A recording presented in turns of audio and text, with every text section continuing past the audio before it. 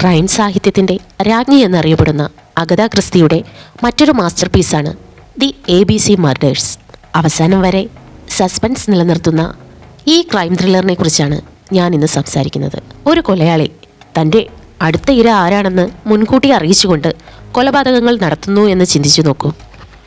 ഹെർക്കൂൾ പെയ്റോയ്ക്ക് ഒരു ദിവസം ABC എന്ന പേരിൽ ഒരു അജ്ഞാത കത്ത് ലഭിക്കുന്നു.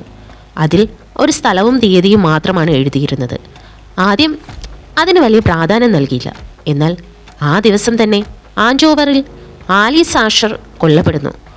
മൃതദേഹത്തിനരികിൽ ഒരു ABC റെയിൽവേ ഗൈഡ് കണ്ടെത്തപ്പെടുന്നു. തുടർന്ന് വീണ്ടും കത്തുകളെത്തുന്നു. ബക്സിലിൽ ബെറ്റി ബർണാഡും ചർച്ചണിൽ സർ കാർമൈക്കൽ ക്ലാർക്കും കൊല്ലപ്പെടുന്നു.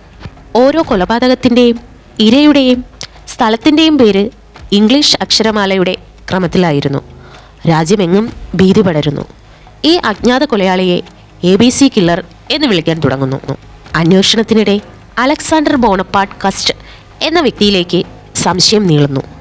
അവൻ്റെ പേരിൻ്റെ ആദ്യാക്ഷരങ്ങൾ പോലും ABC ആയിരുന്നു. എല്ലാ തെളിവുകളും അയാൾക്കെതിരായിരുന്നു. പക്ഷേ ഹെർക്കൂൾ പെയ്റോയ്ക്ക് എന്തോ പൊരുത്തക്കേട് തോന്നി. അദ്ദേഹം തിരിച്ചറിഞ്ഞത് ഞെട്ടിക്കുന്ന ഒരു സത്യമായിരുന്നു. ഈ അക്ഷരമാല കൊലപാതകങ്ങൾ യഥാർത്ഥ ലക്ഷ്യത്തെ മറച്ചു വയ്ക്കാനുള്ള ഒരു തന്ത്രം മാത്രമായിരുന്നു.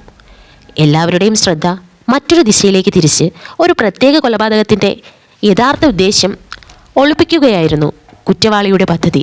അവസാനം പെയ്റോ തൻ്റെ അസാധാരണമായ നിരീക്ഷണ ശക്തിയും മനുഷ്യ മനസ്സിനെക്കുറിച്ചുള്ള അറിവും ഉപയോഗിച്ച് യഥാർത്ഥ കുറ്റവാളിയെ കണ്ടെത്തുന്നു.